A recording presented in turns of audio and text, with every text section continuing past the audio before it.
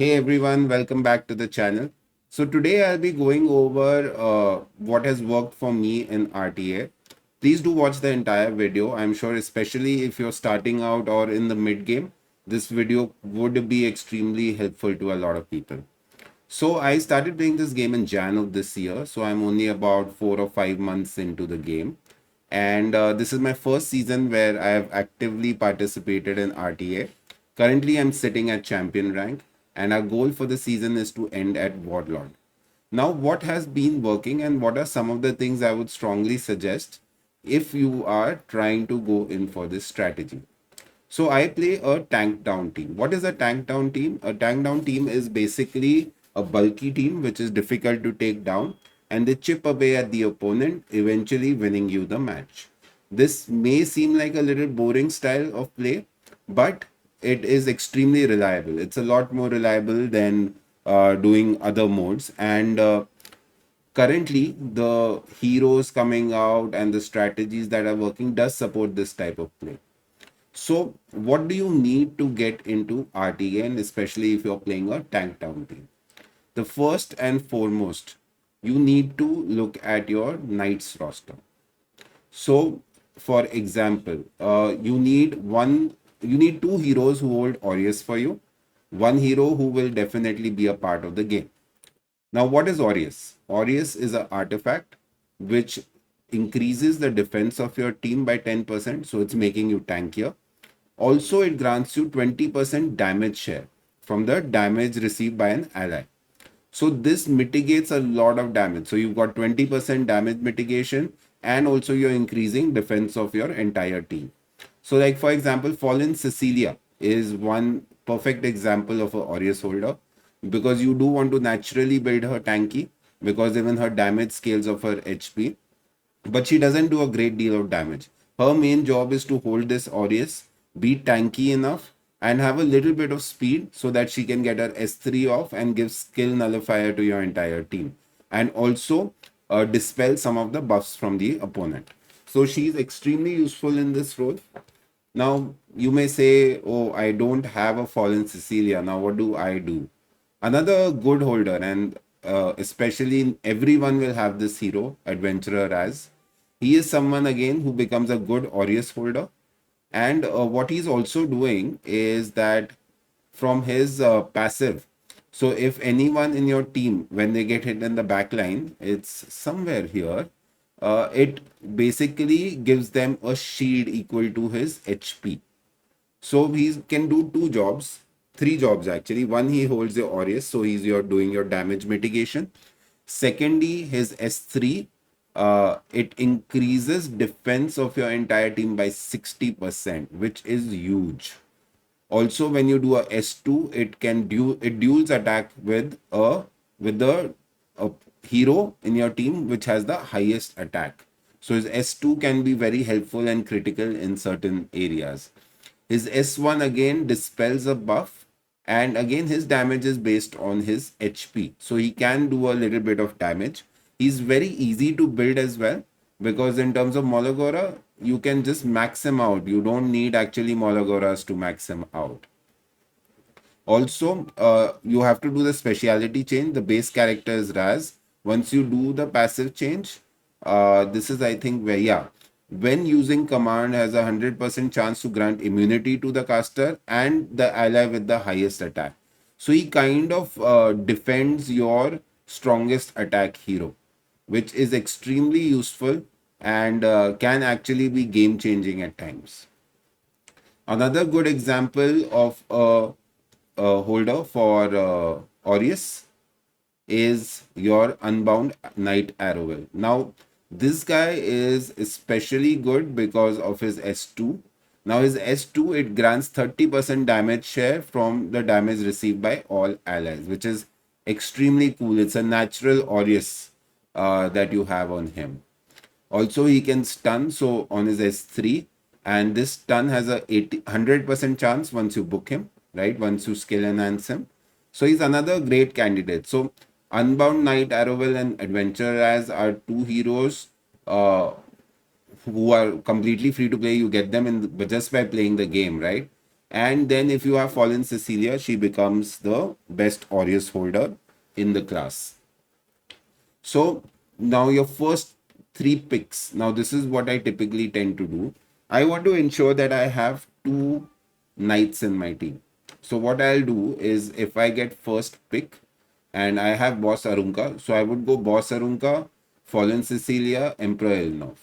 These would be my first three picks. And why is that? Because all Arunka does damage as well, especially if you have an artifact, Mort or Rocket Punch. That's another artifact.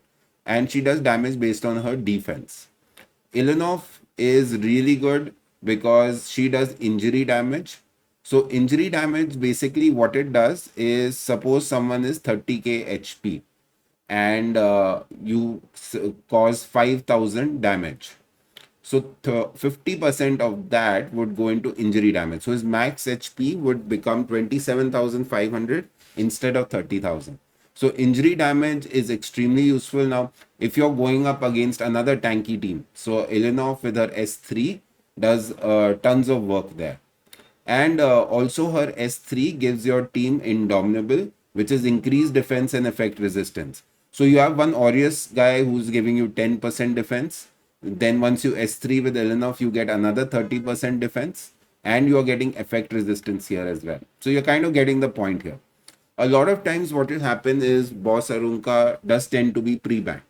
So then I would look at going Fallen Cecilia, Emperor Ilinov, and Bellion.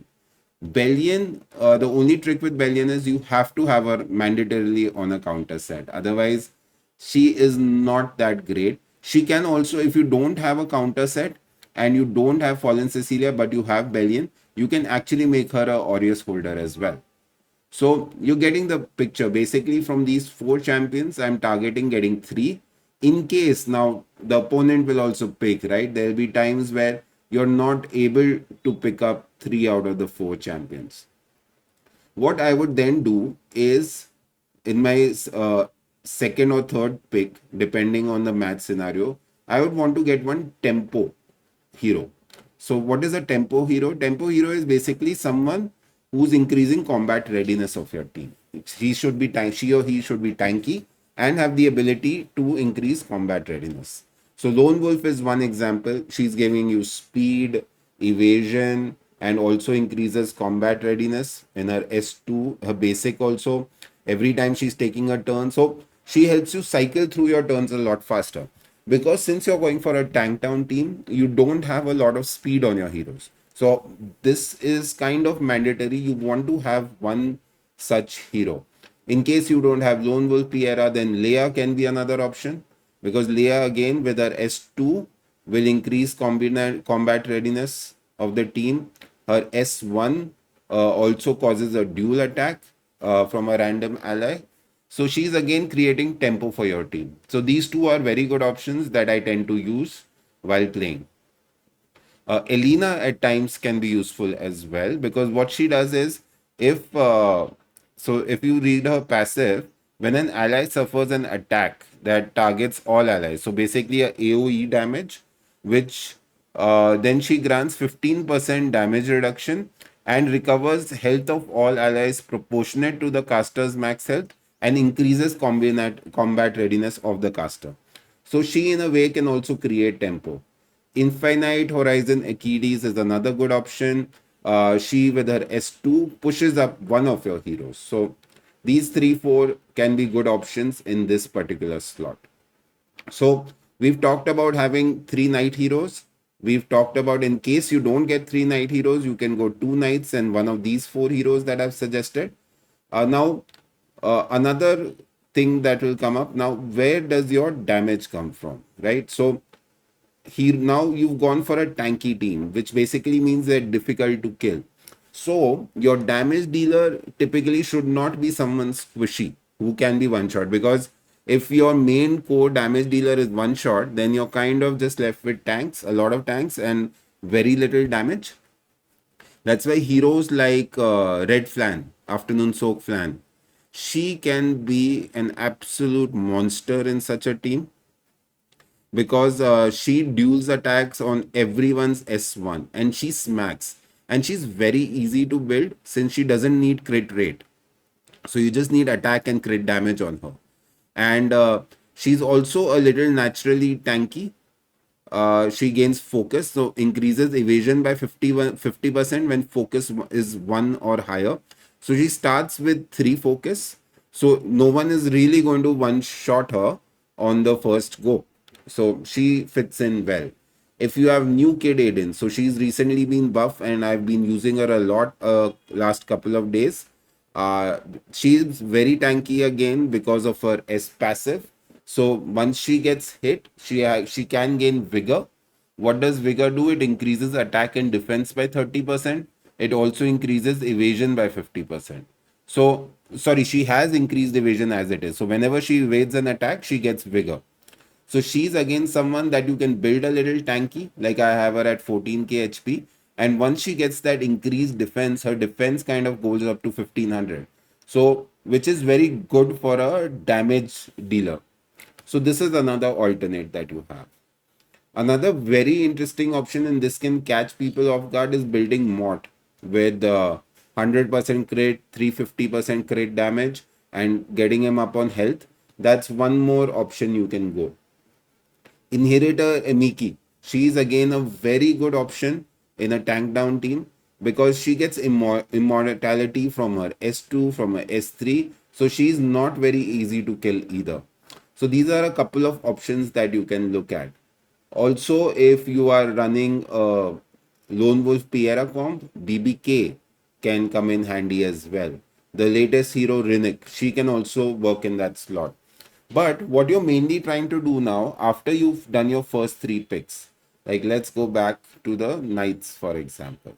Like let's say I've drafted FCC, Boss Arunka, and Emperor Ilinov. Now the opponent will also draft 3 heroes. Let's say, let's look at current meta and say that he probably does a Rinnik. This would be kind of like a typical situation where he's got a Rinnik. He'll pick up a Mort because Mort kind of slows down Arunka as well. So probably picks him up and probably gets a debuffer, like maybe a fast, maybe he has a Zeo that he goes in for, or even if we look at it, a Lidica, for example. So these heroes are going to cause you a lot of debuffs. Now, debuffs on tanky heroes is not good. So, and when we go back to the lineup that we were using, we've got Cecilia, Arunka, Ilinov. Now, Ilinov does have a cleanse on her S3, but for sure, out of your 3, one is going to get banned, right? In the when the opponent takes a turn. So, what do you draft next? Your next pick, then, if especially you see that there is speed on the opponent team, and you are not able to, you don't have a fast hero to counter that, and you've got debuffs on the opposition. Your next 2 picks have to have some kind of a cleanse.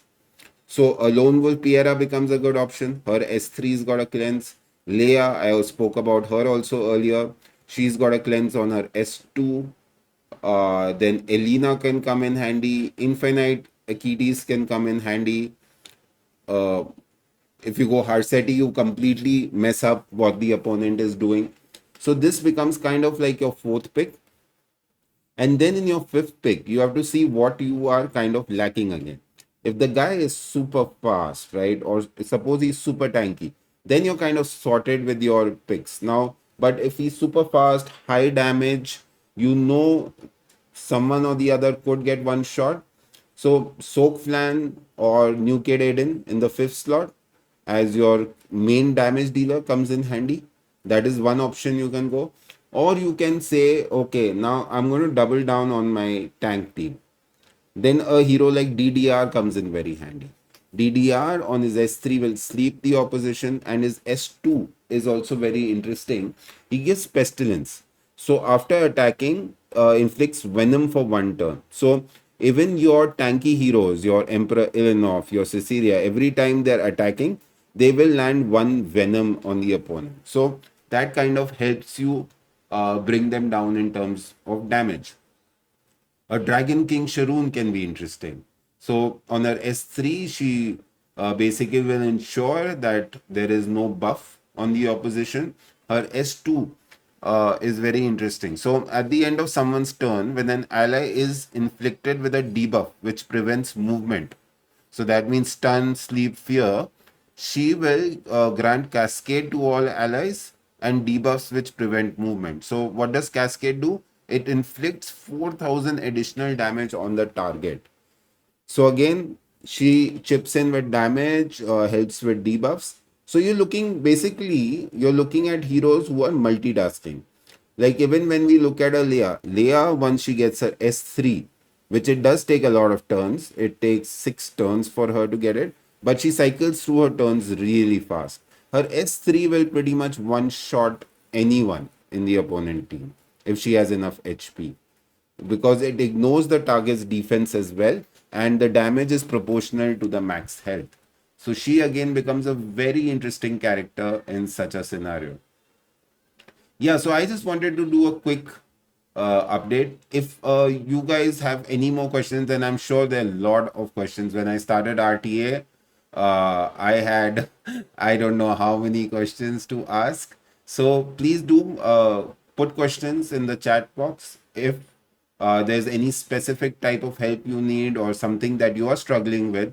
And maybe even if you don't have all of these heroes, you have a different set of heroes and you need some advice, please do write it down in the chat box. I will definitely reply to you.